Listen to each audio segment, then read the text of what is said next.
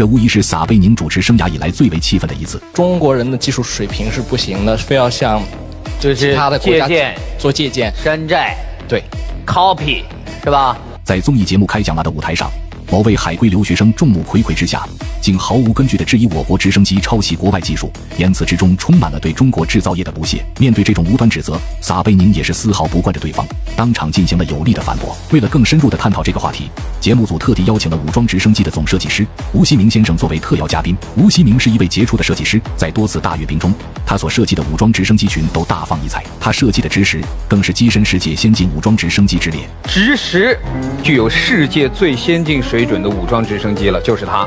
是吧？国际上是这么说。在这个本应是每个中国人引以为傲的时刻，却意外地出现了一位海归留学生。他在众人面前公然质疑、讥讽中国的设计都是抄袭之作。这种不负责任的言论，无疑是对中国设计师辛勤努